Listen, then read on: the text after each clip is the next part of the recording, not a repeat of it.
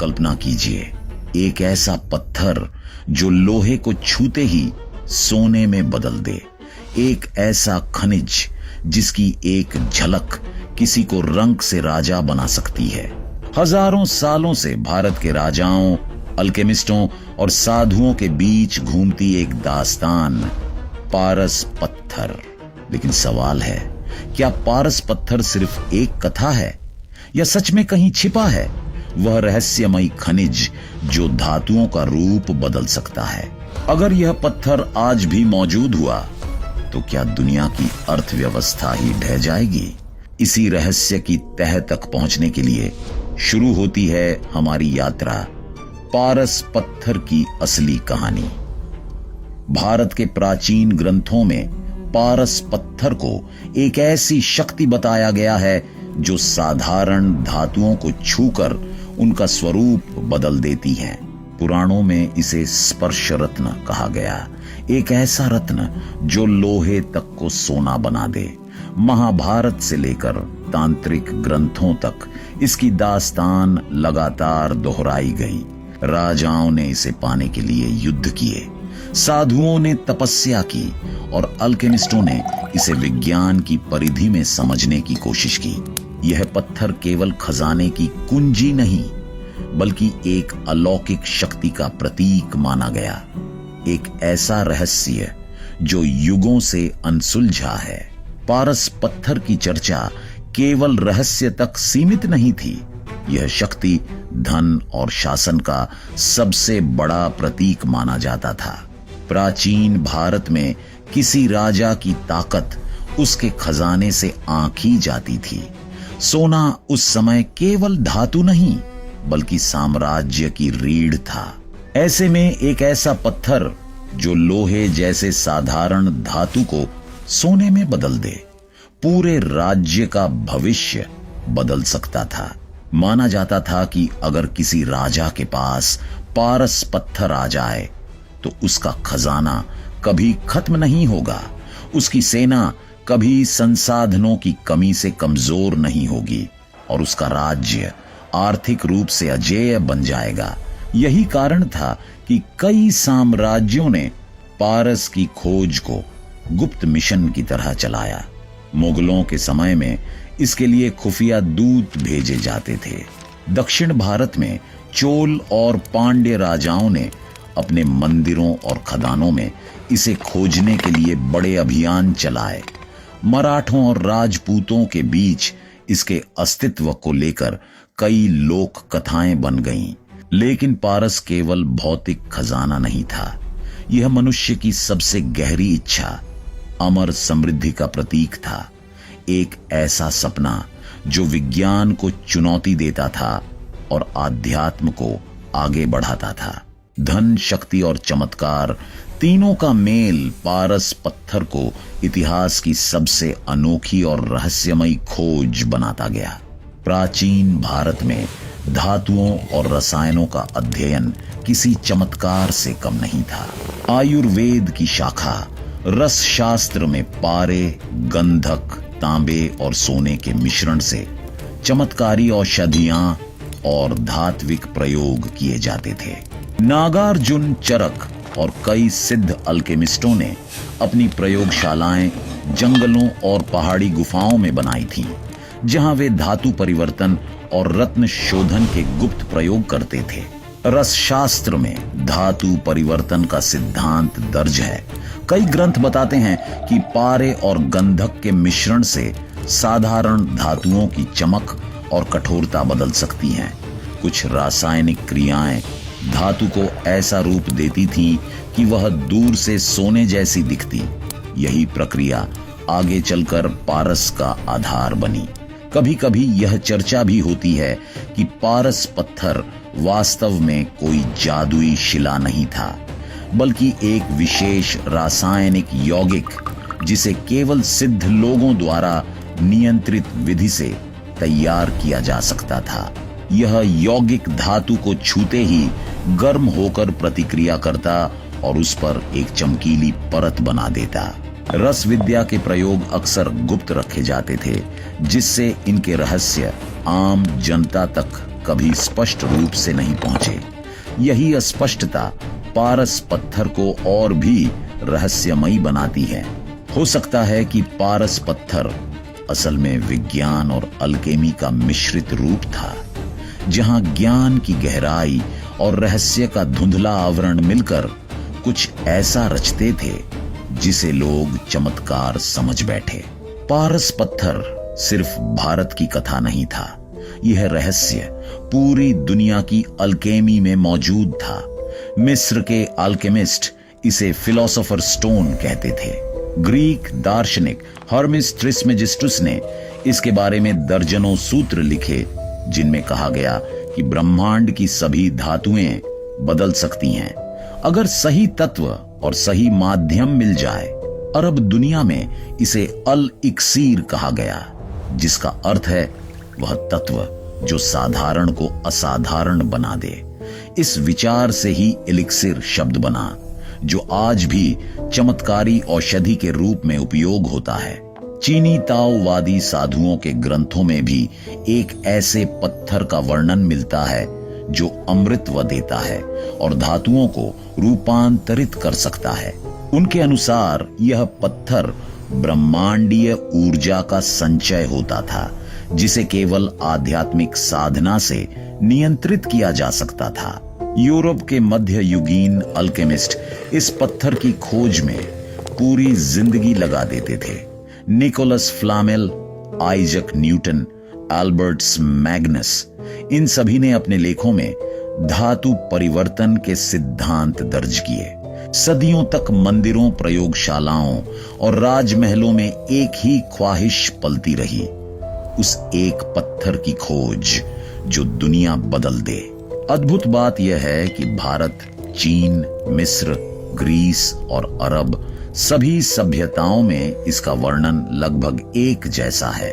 इससे यह सवाल और गहरा हो जाता है, क्या कहीं कोई वास्तविक घटना या पदार्थ था जिसने यह वैश्विक मिथक जन्म दिया, या यह मानव मन की सार्वभौमिक लालसा, अमर समृद्धि की कल्पना थी?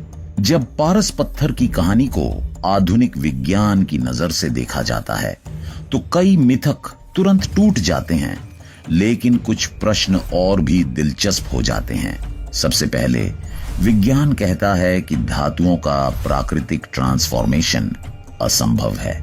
कोई भी पत्थर लोहे को छूकर उसे सोना नहीं बना सकता, क्योंकि धातु का रूप उसके परमाणु क्रमांक से निर्धारित होता है और तभी बदल सकता है जब उसके प्रोटॉन बदले जाएं। यह केवल एक ही तरीके से संभव है, परमाणु प्रतिक्रिया, न्यूक्लियर फ्यूजन, पार्टिकल बमबारी, लेकिन इनमें से हर विधि अरबों डॉलर की मशीनरी, रेडिएशन और परमाणु जोखिमों से भरी होती है। फिर सवाल उठता है, क्या प्राचीन लोग इतना उन्नत विज्ञान जानते थे? उत्तर है नहीं, लेकिन कुछ विचित्र तथ्य विज्ञान भी नकार नहीं पाता। रसशास्त्र और प्राचीन अल्केमी में धातुओं की सतह को ट्रांसफॉर्म करने की कई विधियां दर्ज हैं। कई रासायनिक मिश्रण लोहे पर ऐसी चमक पैदा कर देते हैं कि वह सोने जैसा दिखने लगता है। यह वास्तविक परिवर्तन नहीं, बल्कि सतही प्रतिक्रिया होती है। ठीक वैसे जैसे सोने की परत चढ़ाई जाती है, तो विज्ञान स्पष्ट करता है धातु बदलने का चमत्कार कभी संभव नहीं था।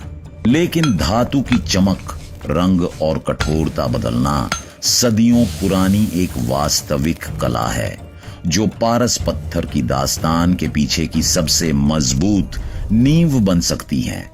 कई शोधकर्ताओं ने दावा किया है कि पारस पत्थर से जुड़े कुछ महत्वपूर्ण संकेत हिमालय की गुफाओं में छिपे मिलते हैं। उत्तराखंड, नेपाल और तिब्बत की गहरी घाटियों में सदियों से साधुओं और सिद्ध पुरुषों के रहने का उल्लेख मिलता है, जहां वे धातु शोधन के प्रयोग करते थे। कुछ पुरातात्विक अभियानों में वहां से ऐसे पत्थर और खनिज मिले हैं जिनकी सतह अत्यधिक चमकदार और धात्विक प्रतिक्रियाओं से भरी थी। कई नमूनों पर ताप के संपर्क के निशान मिले माना जाता है कि इन्हें धातु परिवर्तन के प्रयोगों में उपयोग किया गया होगा। स्थानीय लोगों की कथाएं और भी रोचक हैं। वे बताते हैं कि कुछ गुफाओं में सुनहरी चमक वाले पत्थर पाए जाते थे। साधु उन्हें संरक्षण में रखते और उनके बारे में बहुत कम बोलते थे। कुछ कथाओं में वर्णन है कि एक साधु के पास ऐसा पत्थर था जो लोहे की वस्तु के पास जाते ही उसका रंग बदल देता था। हालांकि वैज्ञानिक इन कहानियों को मिथक कहते हैं, पर भूवैज्ञानिक दृष्टि से यह क्षेत्र ऐसे खनिजों से भरा है जो धातु के साथ शक्तिशाली सतही प्रतिक्रियाएं करते हैं।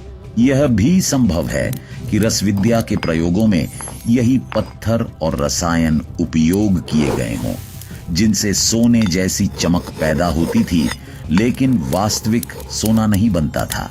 हिमालय की गुफाएं आज भी इन रहस्यों को अपने अंदर दबाए बैठी हैं और शायद पारस का असली सच इन्हीं चट्टानों के बीच छिपा हो। पारस पत्थर के अस्तित्व को लेकर आज भी कई दावे किए जाते हैं। भारत के कई ग्रामीण इलाकों, हिमालयी आश्रमों और प्राचीन मंदिरों में लोग कहते हैं कि पारस पत्थर उनके पूर्वजों के पास था। कुछ साधु बताते हैं कि उन्होंने अपने गुरु से ऐसा पत्थर देखा था जो धातु को चमका देता था। लेकिन जब वैज्ञानिक इन दावों की जांच करते हैं तो अधिकतर मामलों में परिणाम निराशाजनक होते हैं। कोई धातु परिवर्तन नहीं, कोई सोना उत्पन्न नहीं, केवल सतही रासायनिक प्रतिक्रिया। बाजार में भी कई लोग पारस के नाम पर आयरन पायराइट, चाल्कोपायराइट या अन्य चमकीले खनिज बेचते हैं। फिर भी कुछ दुर्लभ परिदृश्य ऐसे मिले हैं जहां पत्थर को गर्म करने पर धातु पर सोने जैसी परत बन जाती है। लेकिन यह असली परिवर्तन नहीं, केवल रासायनिक जमा है। अनेक खोजकर्ताओं का मानना है कि अगर पारस पत्थर कभी अस्तित्व में रहा भी हो तो वह आज दुनिया के सामने नहीं होगा, क्योंकि उसका खुलासा अर्थव्यवस्था को अस्थिर कर देगा। सोने का मूल्य शून्य हो जाएगा। सरकारें इसे गुप्त रख सकती हैं। साथ ही यह भी संभव है कि पारस पत्थर वास्तव में कोई वस्तु ही न हो, बल्कि एक रूपक हो, एक ऐसी औषधि या प्रक्रिया जिसका ज्ञान समय के साथ खो गया। आज तक कोई प्रमाण नहीं मिला जो उसके अस्तित्व को सुनिश्चित करे, लेकिन उसकी कथा आज भी उतनी ही जिंदा है। कल्पना कीजिए, अगर सच में एक ऐसा पत्थर मिल जाए जो लोहे को छूते ही सोना बना दे। यह चमत्कार जितना आकर्षक लगता है, उसका परिणाम उतना ही विनाशकारी होगा। सबसे पहले सोने का मूल्य तुरंत शून्य हो जाएगा। दुनिया की अर्थव्यवस्था सोने के स्थायी मूल्य पर आधारित है। अगर यह मूल्य खत्म हो जाए तो करोड़ों लोगों की बचत, सरकारों के रिजर्व और अंतर्राष्ट्रीय व्यापार की नींव ढह जाएगी। इसके बाद युद्ध, चोरी और राजनीतिक अराजकता शुरू हो जाएगी। हर सरकार, हर सेना उस पत्थर को पाने के लिए लड़ाई छेड़ेगी। यह किसी देश की शक्ति नहीं, बल्कि दुनिया पर नियंत्रण का हथियार बन जाएगा। इतिहास बताता है कि मनुष्य कभी भी अनंत शक्ति को संतुलित तरीके से उपयोग नहीं कर पाया। पारस पत्थर जैसी वस्तु दुनिया को संतुलित नहीं करेगी, उसे विभाजित कर देगी। कुछ वैज्ञानिक तो यहां तक कहते हैं, अगर पारस पत्थर होता भी तो सभ्यता को बचाने के लिए उसे नष्ट कर देना बेहतर होता। इसलिए अगर कभी यह अस्तित्व में हुआ भी हो तो संभव है कि उसे किसी राजा, साधु या वैज्ञानिक ने दुनिया की सुरक्षा के लिए छुपा दिया हो। पारस पत्थर का खतरा उसके चमत्कार से कहीं बड़ा है और शायद यही कारण है कि वह इतिहास के धुंधलकों में खो गया। सदियों की खोज, युद्धों, प्रयोगों और कथाओं के बावजूद पारस पत्थर का कोई ठोस प्रमाण नहीं मिला। विज्ञान कहता है कि धातु परिवर्तन संभव नहीं, लेकिन अल्केमी बताती है कि ज्ञान और अभ्यास से धातुओं का रूप जरूर बदला जा सकता है। शायद पारस पत्थर कभी कोई वस्तु नहीं था, बल्कि ज्ञान, कौशल और परिवर्तन की शक्ति का प्रतीक था। धातु नहीं, मनुष्य का भाग्य बदलने वाला पारस हमेशा से ज्ञान ही रहा है। अगर आपको यह पारस पत्थर की रहस्यमयी कहानी पसंद आई हो तो वीडियो को लाइक करें, रहस्य और इतिहास की ऐसी और कहानियों के लिए शेयर करें और हमारे चैनल को सब्सक्राइब करें। मिलते हैं अगले वीडियो में। धन्यवाद।